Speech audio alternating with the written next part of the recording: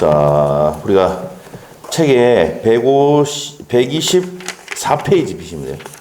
124페이지. 법률행위의 총칙 이렇게 되어 있습니다. 자, 이렇게 펴놓으시고 이제 설명을 좀 드릴게요.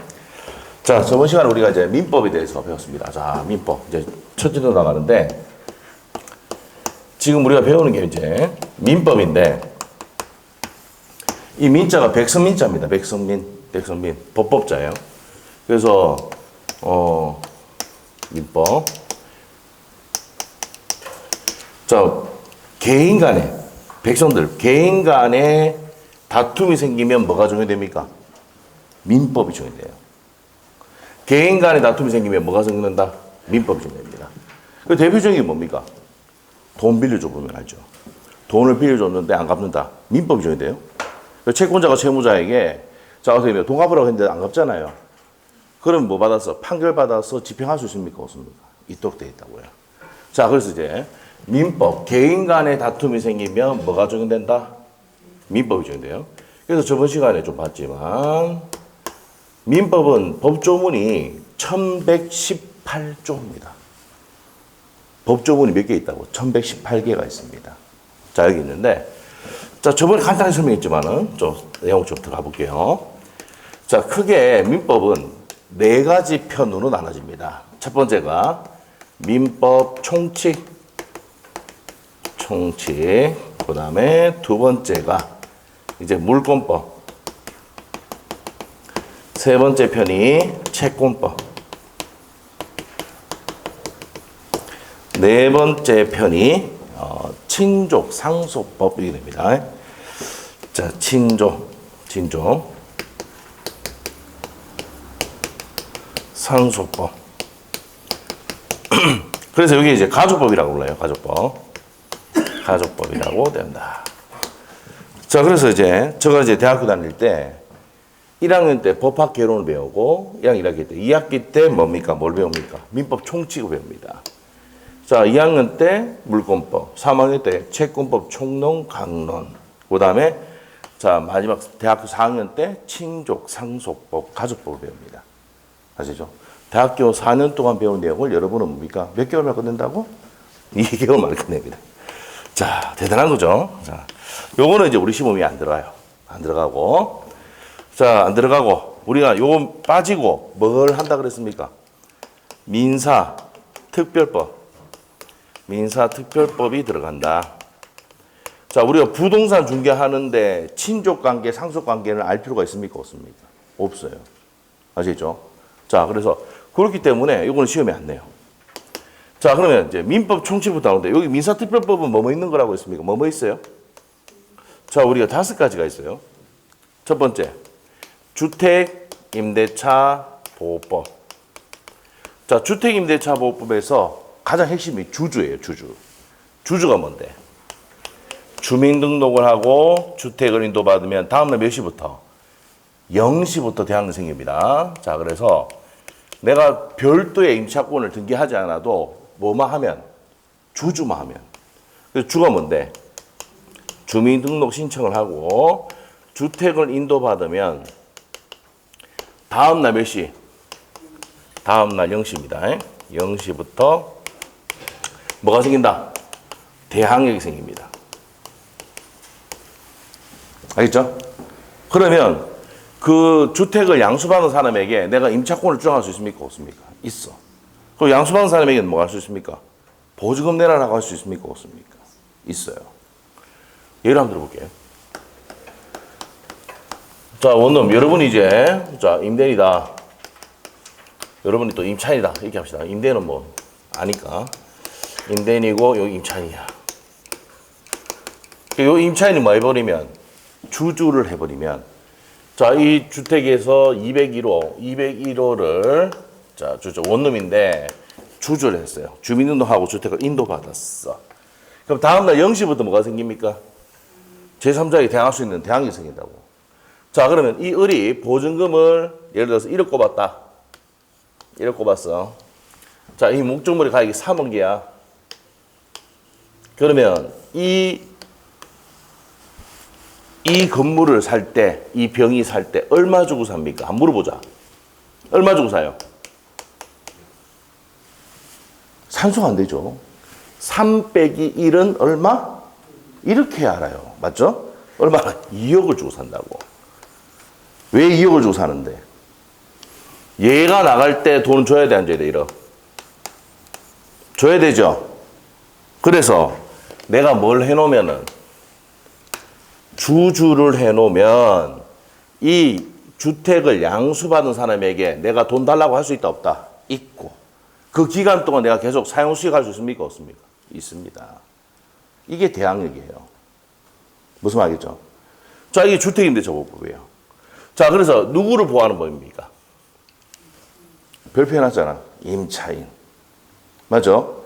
그래서 이거는 주택임대차나 상가임대차는, 두 번째 배우는 상가임대차는 상임법, 상가임대차 보호법은 누구 편 들고 있어요? 임차인 편 들고 있어. 그래서 무슨 규정이 난다? 편면적. 누구 편 든다? 파편자입니다. 한쪽 편만 든다. 편면적 강행 규정이라 합니다. 편면적 강행 규정이라고 부른다. 오케이? 이렇게 되는 겁니다. 자, 그러면 이제 상가임대차보호법의 대항력은 어떻게 되는데요? 자, 내가 이제 상가 5층짜리 상가의 1층에 내가 뭡니까? 치킨집 하러 들어간다. 그러면 뭐 해야 됩니까?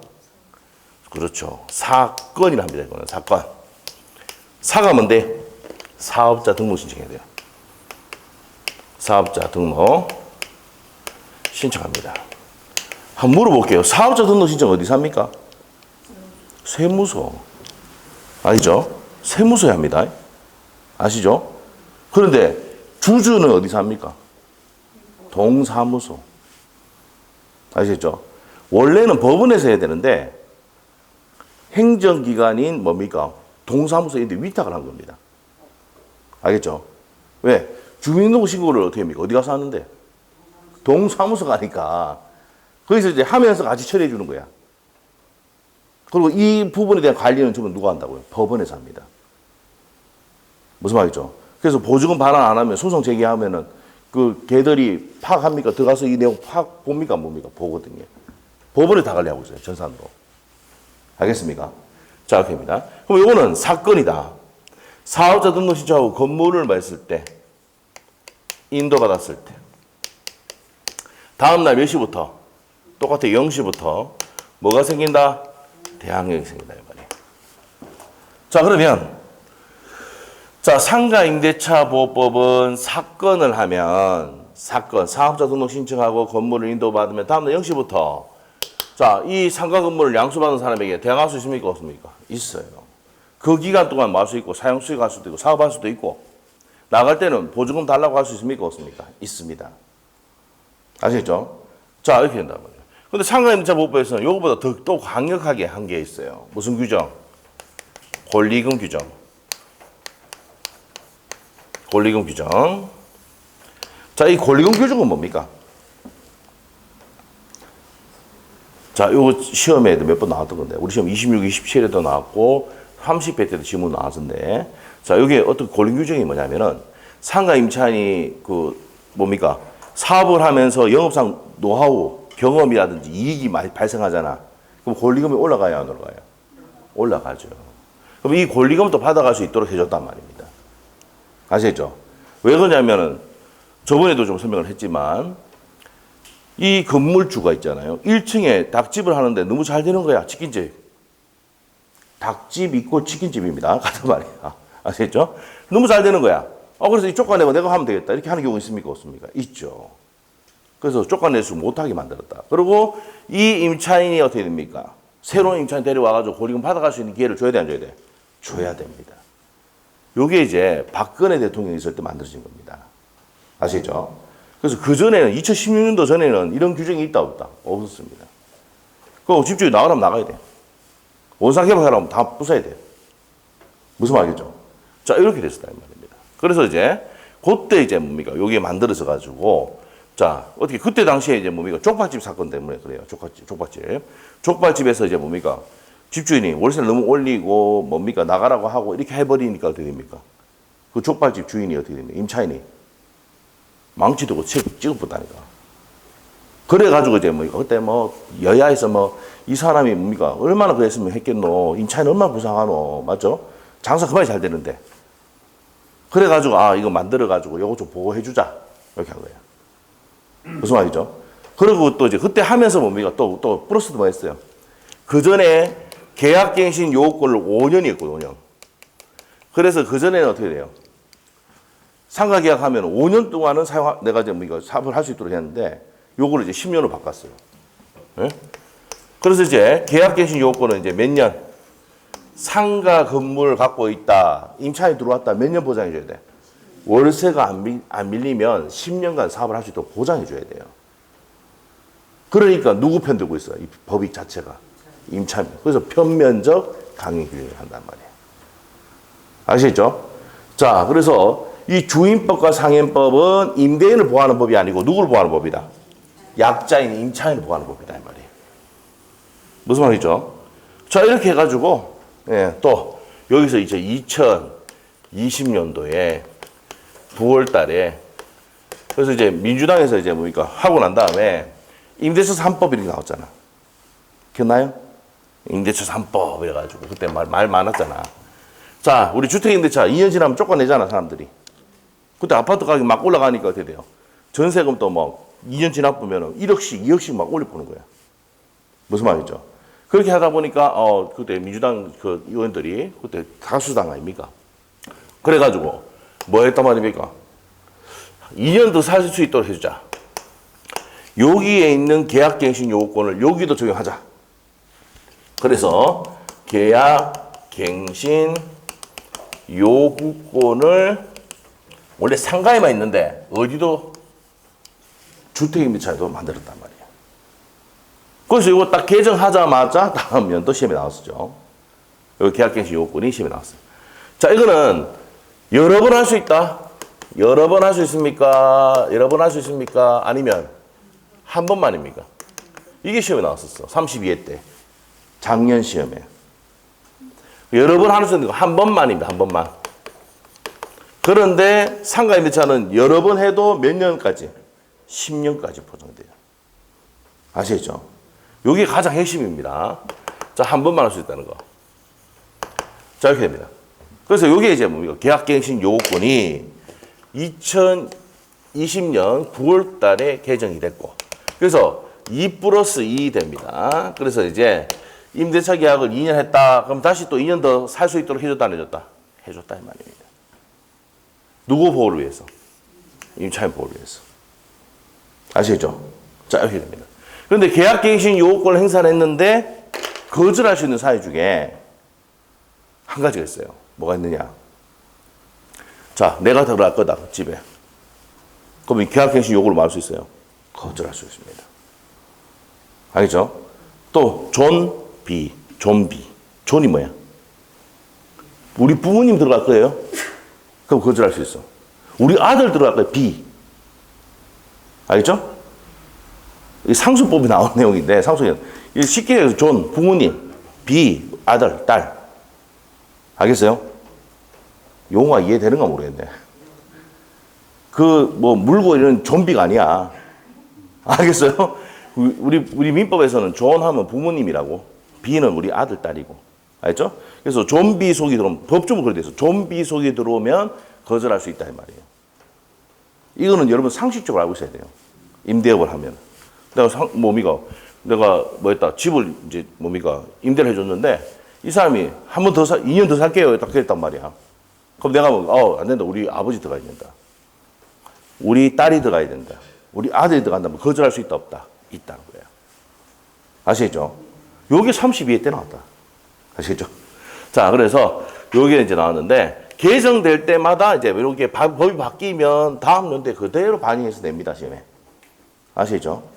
권리금 또 이것도 뭡니까? 그때 딱 생기자마자 2년 연속으로 3년 동안 쭉 매너나다가 이제 최근에 좀 안 냈어요. 무슨 말이죠? 법이 개정되면 무조건 나온다. 이렇게 보시면 돼요. 자, 근데 이제 더 이상 뭐 개정된 사항은 없고, 요게 지금 계속되고 있으니까 요 안에서 다시 나올 수 있겠죠. 자, 그래서 이제 주임법, 상임법, 이건 누구를 위한 법이다? 임차인 편을 두고 있다. 편면적 강요 중이다. 이렇게 보시면 되고. 세 번째. 자, 우리가 이제 저번 시간에 했지만 가등기 담보 등에 관한 법률, 가담법이라 합시다. 가등기 담보 등에 관한 법률. 자, 우리가 돈을 빌려줘요. 자, 돈을 이렇게 빌려줍니다. 1억을 빌려주고 목적물의 저당권을 설정합니다. 이 저당권이 누구예요? 은행. 그래서 여러분은 뭐예요? 저당권 설정해 줬지? 이거 담보대출 받았잖아요. 맞죠? 담보대출 받으면, 자, 저당권 뭐랍니까? 설정자. 저당권 뭐라고요? 설정자랍니다. 설정자. 자, 얘는 뭡니까? 저당권자, 은행. 이겁니다. 자, 그러면 이 저당권자가 누구라고요? 채무자. 그래서 여러분이 뭡니까? 은행으로부터 대출 받았어, 안 받았어? 여러분 갖고 있는 부동산 설정해 줬어, 안 해줬어? 그래서 여러분을 뭐라 부른다고? 저당권 설정자. 그럼 은행을 뭐라 한다고요? 저당권자라고 합니다. 자, 그래서 돈을 빌려줬는데 안 갚으면, 변제를 하지 아니하면 이 저당권자는 이 목적물을 뭐 넣어버립니까? 경매를 넣어버려요. 맞습니까? 자, 그러면 여기서 이제 우리가 이게 저당권에 관한 기본적인 내용이고, 가등기 담보법은 뭐냐면요, 간단히 설명드릴게요. 돈을 빌려주면서 저당권 설정하는 게 아니고 무슨 등기 설정한다고? 가등기를 설정하는 거예요. 그래서 가등기 해놨다가 돈을 안 갚으면 뭡니까? 가등기에 의해서 뭐 해버린다고요? 본등기를 해가 지가 소유권 가져와 버린단 말이에요. 자, 그래서 이제 요렇게 한다 이 말입니다. 자, 이렇게 하면은 어떻게 됩니까? 예를 들어 볼게요. 옛날에 같은 경우는 가등기 담보등에 관한 법률 전두환 대통령 때 만들었는데, 이 법이 시행되기 전에는 요 10억짜리 부동산을 이 조폭들이 1억을 빌려주고, 자, 그러고 다 뭡니까? 돈 안 갚았다. 안 갚은 게 아니고 갚으려고 갔는데 이 조폭들은 지금 없어요. 어디? 샷도 내놔놓고 기다려. 사라지고 없어. 그러니까 어떻게 됩니까? 다음날 딱 되니까 바로 가등기에서 매버린다고? 본등기 쳐버리는 거야. 그럼 1억 빌려주고 얼마짜리 생겨요? 10억짜리 생긴다고. 맞죠? 수익률 10배 아닙니까? 10배. 맞아요? 네, 여기입니다. 그래서 이제 뭡니까? 가등기 담보에 관한 법률은 바로 본등기를 할 수 있는 게 아니고 몇 개월 청산기간을 준다고? 2개월입니다. 그럼 채무자에게 변제할 수 있는 기간을 더 줘, 안 줘? 더 줍니다. 알죠? 요것도 누구를 위한 법이야? 채무자를 위한 법이에요. 근데 이제 여기서 하셔야 될 게, 이 채권자는, 이 가등기 담보권자는 요렇게 해서 가등기에서 본등기까지 자기 앞으로 귀속 청산을 하든지 아니면 경매를 넣든지 둘 중에 하나 뭐 할 수 있습니까? 선택할 수 있습니다. 선택할 수 있어요. 그러면 한번 보세요. 보통 이걸 할까, 이걸 할까? 예? 경매하면 지금 시절 같은 경우는 경매하면 서울도 지금 유찰이 뭡니까? 기본 한 해고 그다음에 됩니까? 2번까지 간다, 유찰이.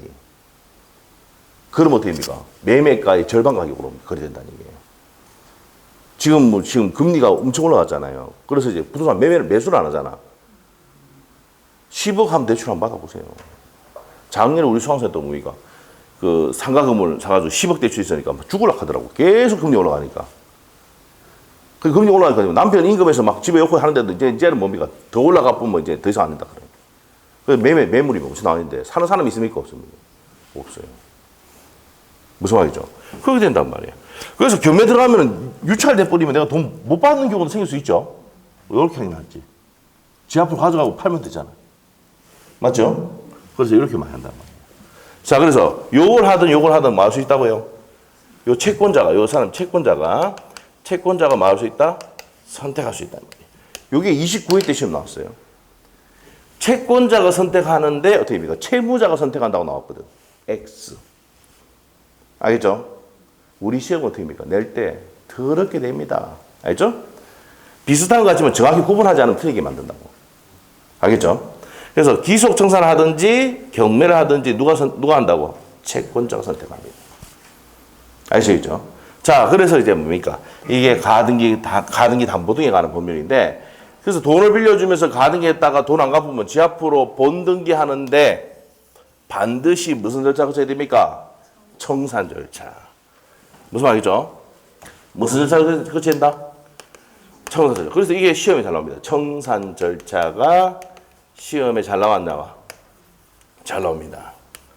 그래서 가등기 담보등기 하나 보면 또 한 문제 고정인데 나오면 뭐가 나온다 이게? 요거 청산 절차 나옵니다. 아시겠죠? 이게 포인트예요. 이거. 강행 규정이거든. 알겠죠? 청산하는 방법이 시험의 포인트다.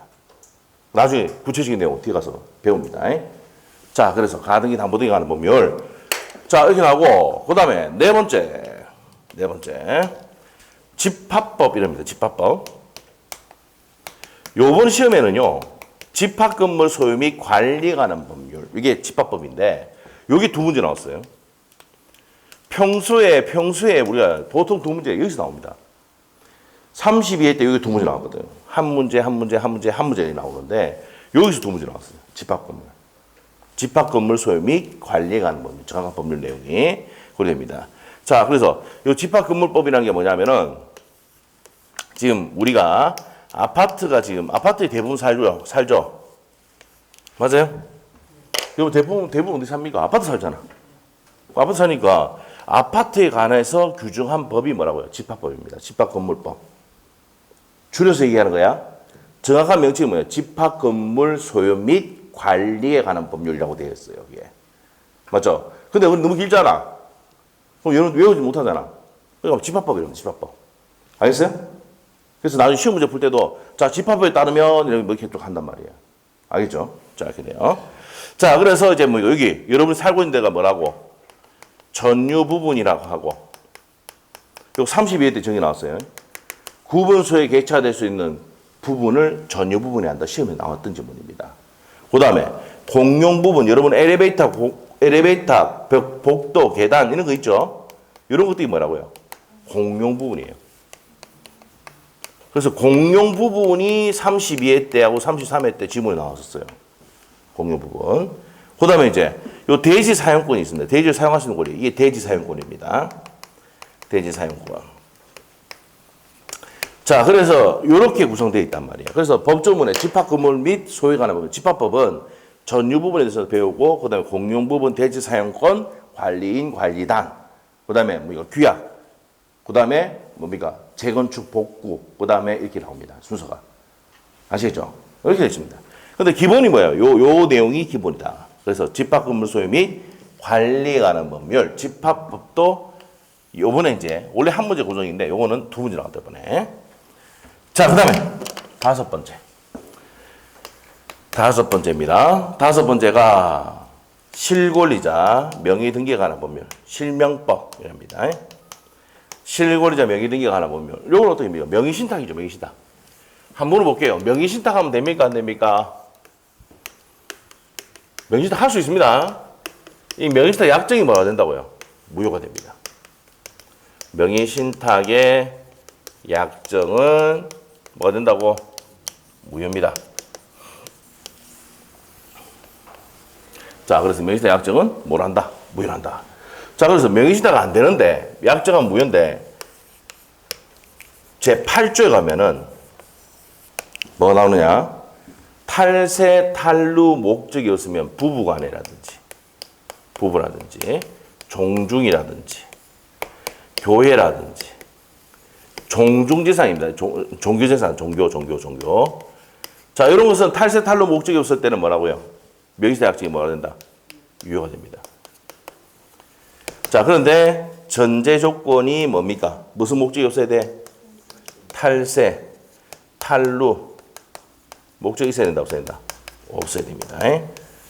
자, 이렇게 됐을 때 뭐가 된다고요? 유효가 된다. 세금을 빼돌린다. 네, 탈세, 탈루. 그 같은 개념으로 생각하면 돼요.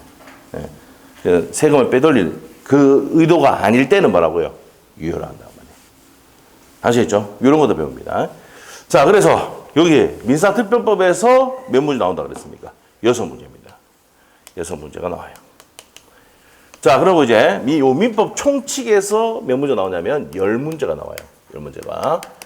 자, 근데 요 민법 총칙은 우리가 시험 범위, 전 범위가 시험 범위가 아니고, 자, 민법 제1조부터 102조까지는 우리 시험 범위가 아닙니다. 자, 우리 시험 범위는 103조부터 154조까지가 시험 문제야. 요게 뭐라고요? 무슨 행위다? 법률 행위에 관한 내용입니다. 그래서 우리 책에 보면은 이제 뭐가 나옵니까? 법률 행위 나오죠? 무슨 말이죠? 그래서 우리 시험 범위는 법률 행위에 관한 만은 시험에 낸다 이 말입니다. 무슨 말이죠? 그래서 우리 책에 124페이지 법률 행위의 총칙 나오는데 법률 관계 뭐 나와 있죠? 그거 일단 전부 다 X 해놓으시면 돼요. 시험 절대 안 넘이디. 알겠죠? 그 페이지 한 개도 안 넘니다. 자, 옆에 페이지 갑니다. 옆에 페이지. 뭐 법률 관계는 법률 관계. 우리 뭐 한번 쭉 봅시다. 자, 시험 안 나온다 그래서 124페이지에 법률 관계, 양갈로 1번에 법률 관계 나와 있잖아. 첫 번째 줄에 뭐 줄을 끊어놓든지 연필을 끊어놓든지 뭐 안 끊어도 됩니다. 뭐로 되어 있습니까? 사람들의 세상 관계죠. 법에 의해서 규율되는, 이 법에 의해서 규율되는 관계를 뭐한다? 법률 관계라고 하고. 그 밑에 가면 양갈로 2번에 인과관계는 법적으로 구속받으려는 의사가 없이 행해지는 생활관계를 말한다. 시험 절대 안 나옵니다. 그래서요. 자, 그 다음에 구분 절대 볼 필요 없습니다. 안 나와요. 자, 옆에 가서 이제 법률 행위에 의 나옵니까? 의. 자, 의 나오는데, 자, 우리 프린트 나갔죠? 프린트. 자, 1페이지. 우리 프린트 나갔잖아요. 1페이지. 맞아요? 여기 법률 행위 있지? 프린트. 1페이지. 있어? 자, 그러면 이제 법률 행위의 정의는 좀 적어 놔야 돼요. 자, 법률 행위. 자, 우리가 법률 행위 1페이지에, 프린트 1페이지에 보면은, 파스노트에 보면은, 1페이지 법률 행위는 밑에 적어 놔야 돼요. 정의. 법률 효과를 목적으로 하고, 하나 또는 수개의, 적어놔야 됩니다. 하나 또는 수개의 의사 표시를 필요 불가결한 요소라는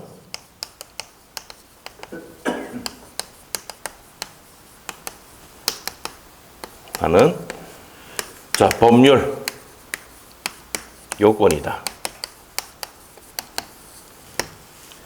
자, 이렇게 이러셔야 돼요.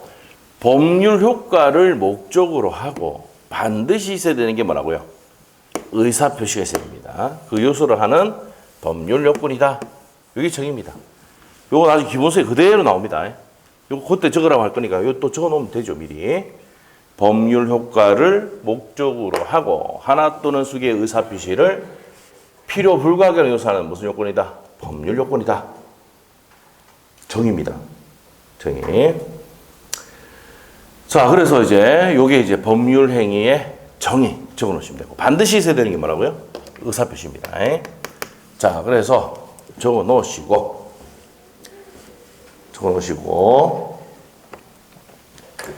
자, 어디 보냐면은 125페이지에 세 번째 줄 양갈로 1번의 사적 자치의 실행 수단에서 세 번째 줄 적으시면 돼요. 사적 자치 원칙이라 하는데 그 다음부터 적으면 돼요. 개인의 의사를 요소로 하는 효과를 발생시키는 것을 법률행위를 한다. 이게 돼 있죠. 줄만 끊으시면 되고 바로 밑에 양갈로 2번에 법률행위의 의사표시. 자, 요거는요 나머지 별 필요 없고 밑에 동그라미 1번 갑니다. 그만 적으면 돼. 법률행위는 의사표시를 필수 요소로 하는 법률 요건이다. 돼 있습니까? 왜 끝이에요? 자, 그 페이지도 X. 왜 X인데? 한 번도 안 나온다. 아시죠? 우리가 10몇 년 동안 안 나오면 버리는 거예요. 근데 이제 기본 개념은 잡고 가야 되니까. 알겠죠? 그럼 법률행위의 대표적인 예가 뭔데요?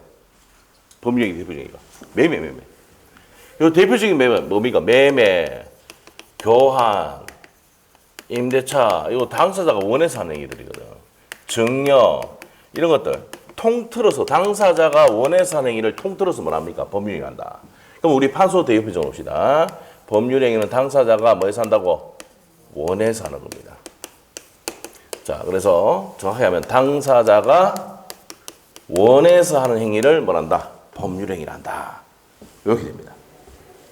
적어놓으세요. 적어놓으시고 나머지 볼 필요 없습니다.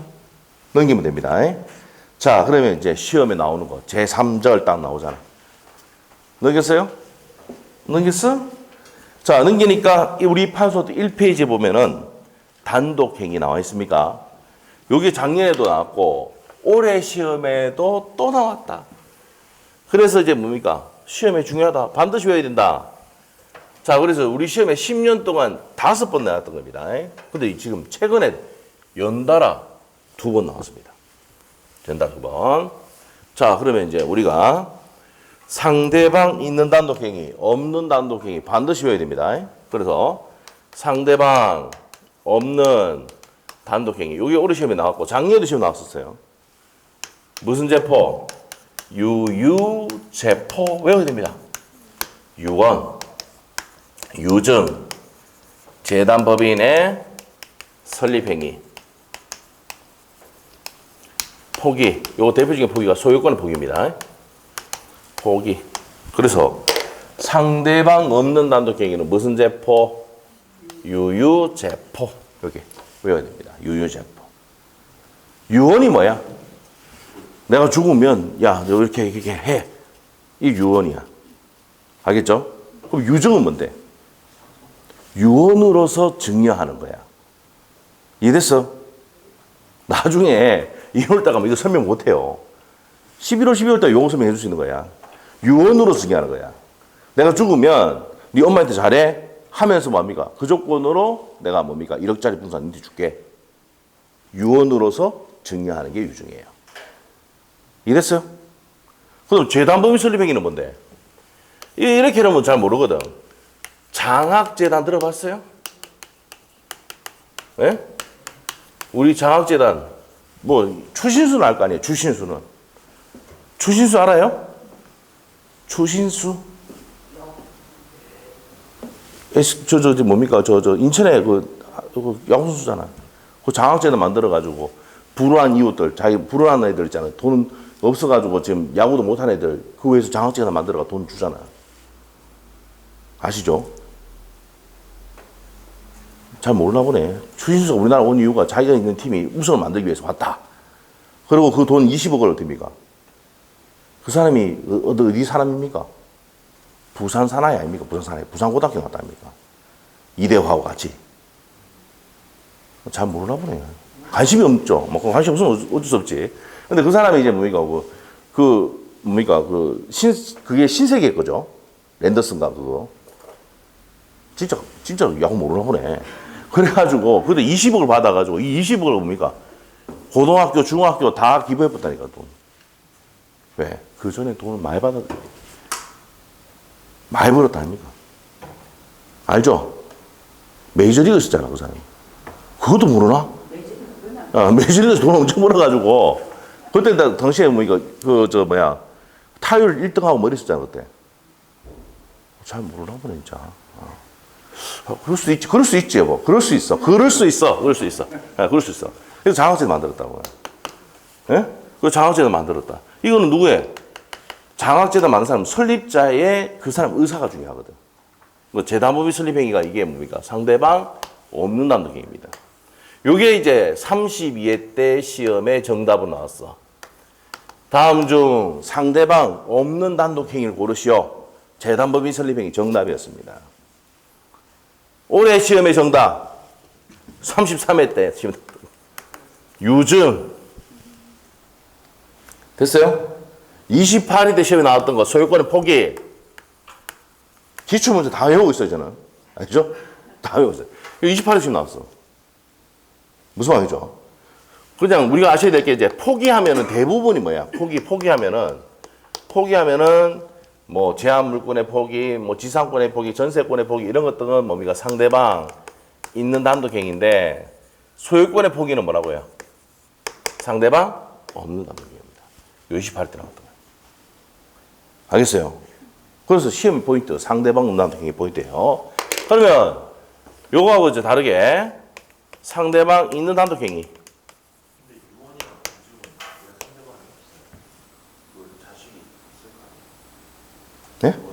설명할 거예요. 설명할 거예요. 자, 설명할 거예요. 설명할 겁니다.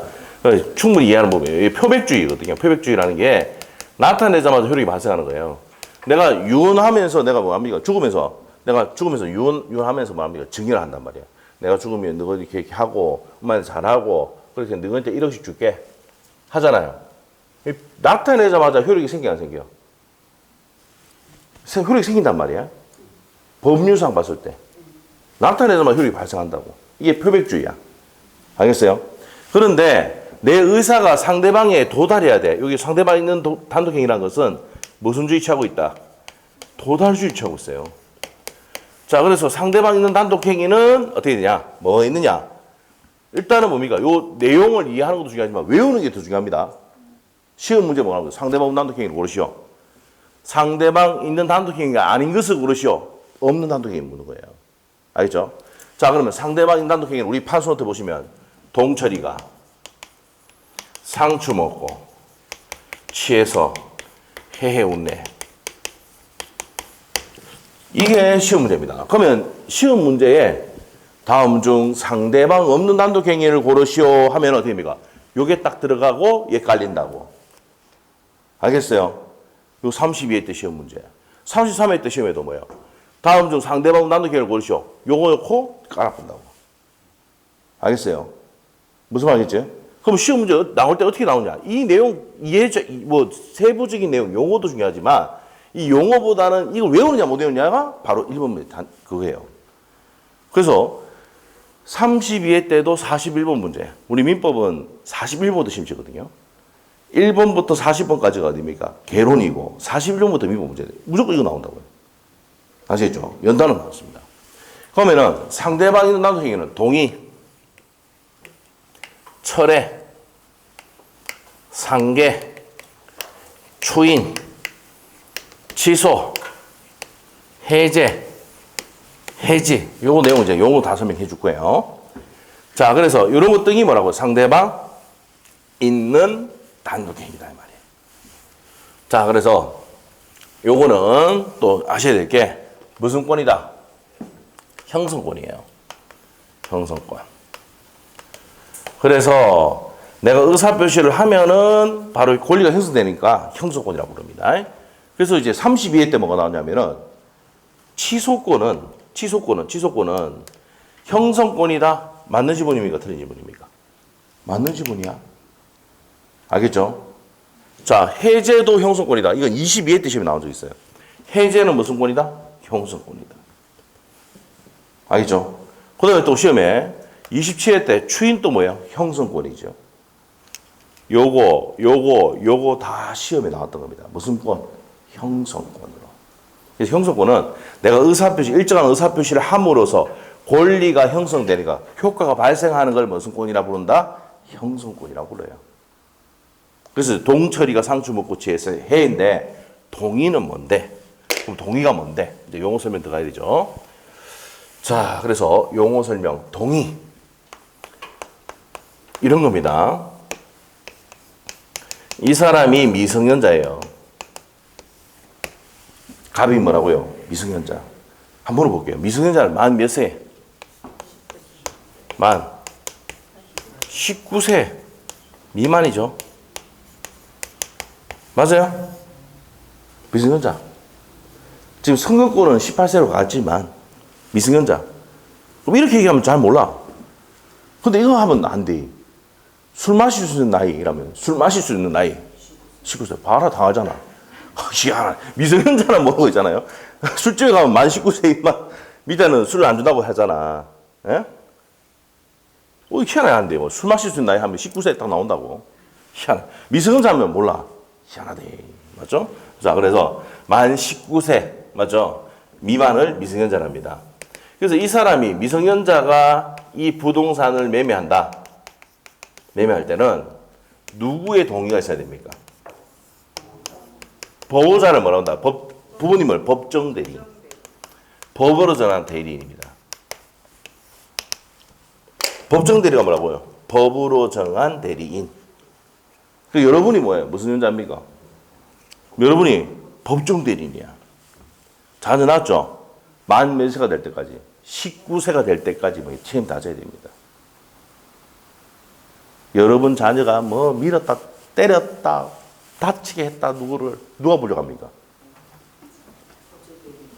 여러분 자녀가 아주 깔끔하게 뭐 이거 사고도 안 치고 다녔나 보네. 뭐 불려간 일이 없나 보네. 저희 딸이 있거든요. 저희 딸이 저하고 비슷하게 생겼습니다. 그죠?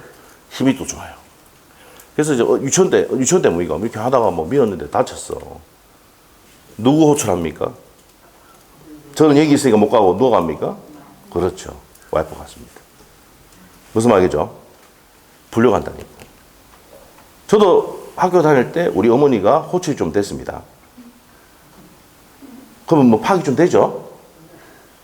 어떤 분이 오시면 어떤 분이 딱 와서 한 얘기가, 저 원장님은 딱 보면은 이 강단에 안 서면은 바깥에 나가면은 옛날 조폭 같은 느낌이 든다.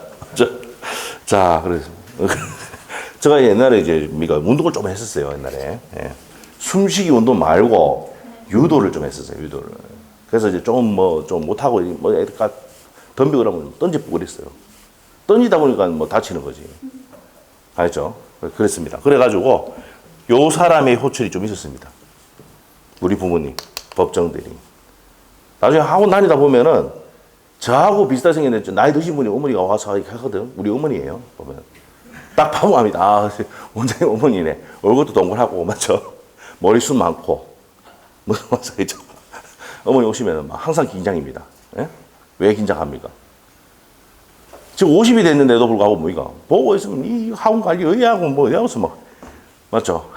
떠다니면서 학원에 물 주고 있나 그래서 아침에 수강생들 오면 인사 잘하고 있나 막 그러고 이럽니다 아직까지. 예? 네, 잘하고 있죠. 그래서 저 아침마다 전화 온다니까. 아침다는 건 아니고 예. 한 일주일에 한 3-4번은 통화를 합니다. 아시겠죠? 예, 그런 것 때문에 자 이렇게 됩니다. 그래서 법정대리. 그러면은 이 미성년자가 법률행위, 매매라는 법률행위를 할 때는 누구의 동의가 필요하다고? 그렇지. 이때 나오는 게 동의권입니다. 법정대리인의 동의가 필요하다. 알겠죠? 이 동의권도 뭐 상대방 있는 단독행위고. 자, 그리고 이제 계약을 하는데 얘가 있잖아요. 1억에 팔기로 했는데 야, 너무 비싸다. 뭐 8천만 원 해두가. 이렇게 막 합니다. 그리고 또 7천만 해두가 막 조금 막 바꿔. 그럼 어떻게 됩니까? 야, 계약 안 해. 계약을 뭐 합니까? 없었던 걸 만들어 처리한다고요. 아시죠? 계약을 처리한다고요. 그리고 자, 여러분이 이제 돈을 1억 받을 게 있는데 얘한테 7천만 원 줄 게 있어. 줄 게 있고 받을 게 있어. 그러면 뭡니까? 까줘. 이게 뭐 한다고요? 야, 상계해가지고 상계해서 3천만 원 주고 치하라. 할 수 있습니까? 없습니까? 있어요. 이게 상계입니다. 그럼 상계 의사표시 하면 까지는 거야. 근데 까지는데 상대방의 의사표시 도달해야 되는데 네 줄 거 있고 받은 게 있으니까 그냥 까자 이렇게 하는 상대방 내가 알아야 되잖아. 그 상대방이 있는 단독행위라고. 알겠어요? 그게 상계예요. 상계. 내가 동의했다. 이 사람 인지해야 되죠. 인지.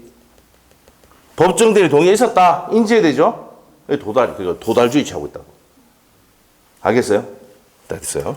그래서 상계, 철회, 동의 이런 것들은 상대방 있는 단독행위고 추인은 뭔데? 추인. 이제 추인 거 볼게요. 밀추자에다가 인정한 인자입니다. 한자가. 자, 그래서 이제 추인이 어떤 거냐? 이런 내용이에요. 자, 이런 내용입니다. 아버지가 있고 우리 아들입니다. 아들인데 아버지가 아들에게 대리권 수여를 하지 않았습니다.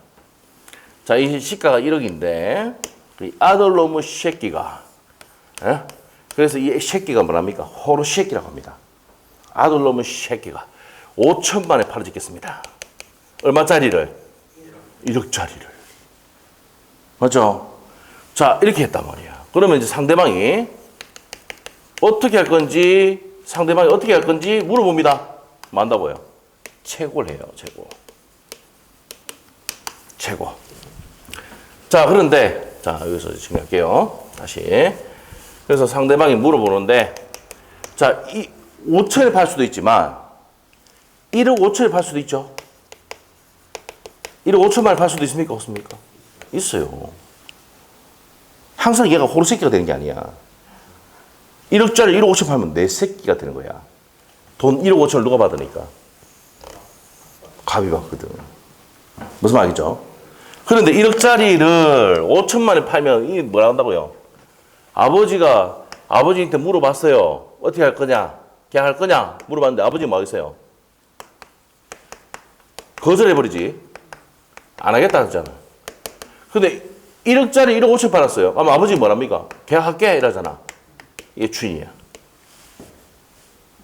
이 추자가 밀추자에다가 인정한 인자입니다. 한자. 알죠? 그래서 앞에 한 행위, 미성년, 아들이 한 매매 계약을 인정하고 밀고 나가겠다. 이게 뭐예요? 추인입니다. 알겠어요? 이게 인정한 인자에다가 밀추자입니다. 인정한 인, 밀추. 그래서 앞에 행위를 인정하고 밀고 나가겠다. 이게 뭐예요? 추인이에요. 추인. 그래서 요거는, 요 추인은 협의 무권들이 할 때 다시 배웁니다. 추인. 자, 그래서 요 추인 또 뭐라고요? 상대방 있는 한도 경위. 내 인정할게. 도달해야 됩니다. 알죠? 도달의 효율 발사합니다. 떨어졌군요. 자, 그렇게 하시면 되고. 자, 그 다음에 추인가 했습니다. 이제 그 다음에 해제. 자, 우리 보세요. 각각의 계약을 하는데 5월 1일 날 계약금을 주고 5월 15일 날 중도금을 지급하고 6월 1일 날 잔금을 주면서 이전 등기하기로 계약서 썼습니다. 보통 이렇게 계약서 쓰죠? 씁니다. 그런데 5월 15일 날 중도금 지급하지 않았어. 우리 계약서에 계약금, 중도금, 잔금 주기로 이렇게 돼 있는데 요때 이행을 안 하면 이 을이 무슨 불이행입니까? 채무 이행을 안 했잖아. 그래서 무슨 불이행? 그렇지.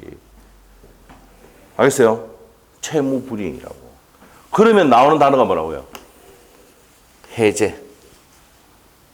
야, 니 중도금 하지 않았으니까 내 계약 해제할게. 알겠죠? 알겠습니까? 이렇게 됩니다. 해제. 그럼 해지는 뭔데? 요 채무 불이행인데 우리 임대차 계약할 때 이기 차임을 연체하면 두 달치, 우리 쉽게 얘기해서 두 달치 차임을 연체하면은 계약 해지할 수 있죠? 맞아요? 계약을 말 수 있다. 해지할 수 있습니다. 무슨 말이죠? 해지할 수 있다. 자, 그래서 이기 차임을 연체하면 계약을 해지할 수 있다. 요건 뭡니까? 임차인의 무슨 불이행입니까? 임차인의 채무 불이행이야. 매달 뭡니까? 25일 날 뭡니까? 차임을 100만 원 주기로 했는데 안 줬다 이 말입니다. 그럼 임차인은 뭡니까? 채무 불이행이죠. 이럴 때는 계약을 해지한다. 근데 요 때는 뭡니까? 임대차 계약은 매달 돈 주죠. 매달. 맞습니까? 이게 무슨 계약이라 하냐면 계속적 계약이래요. 계속적 계약이야. 매달. 그러면 고용계약도 계속적 계약입니까? 고용계약. 남편이 봉급 안 받아요?